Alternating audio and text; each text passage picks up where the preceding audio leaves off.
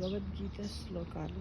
మనమందరం ఈ నేచర్లో ఎలా పచ్చగా ఉన్నామో, నేచర్ ఎలా పచ్చగా ఉందో, మన మనస్సు ఎలా పచ్చగా ఉండాలి, ఎంత మంచి జరగాలి అని అనుకుంటూ పాజిటివ్ థింకింగ్సే ఉండాలని అనుకుంటే మనం రోజు భగవద్గీతలో ఉన్నటువంటి ఏదో ఒక అధ్యాయంలో 2 శ్లోకాలను పఠిస్తే ఆ శ్రీకృష్ణ పరమాత్మ మనకు అలాంటి మనస్తత్వాన్ని, ఆరోగ్యాన్ని కలగజేస్తాడని నమ్ముతూ మీ ముందు ఇప్పుడు 2 శ్లోకాలను నేను చదువుతున్నాను.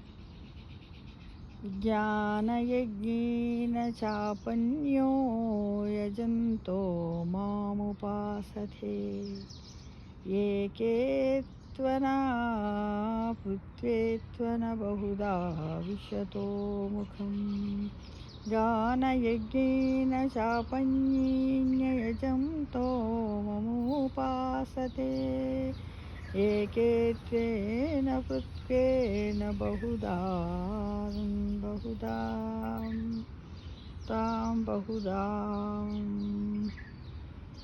విశ్వతో ముఖం.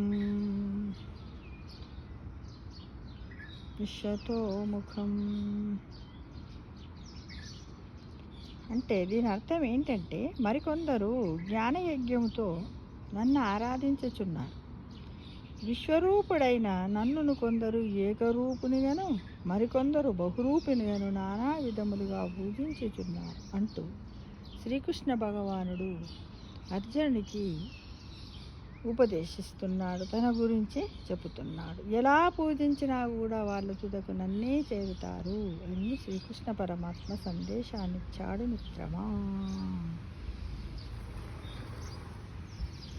ఇంకొకటి, అహం క్రతురహం యజ్ఞ స్వాదాహమమౌషధం మంత్రోహమహమేవాజ్యమహామాగ్నిరహం హుతం. అహం క్రతురహం యజ్ఞ స్వాదాహమమౌషధం మంత్రోహమహమేవాజ్యమహమగ్నిరహం హుతం. అంటే దీని అర్థం ఏంటంటే, నేనే క్రతువును, యజ్ఞమును, పితృపిండమును, ఔషధమును, మంత్రమును, అవిష్యును, అగ్నిహోత్రమును, హోమకర్మము కూడా నేనే అయి ఉన్నాను అని శ్రీకృష్ణ పరమాత్మ అర్జునుడికి ఈ విధంగా ఉపదేశించాడు. కాబట్టి ఈ విధంగా రోజు 2 శ్లోకాలు చదువుతూ మన ఆరోగ్యాన్ని, అష్టైశ్వర్యాలను పొందుదామా మిత్రమా.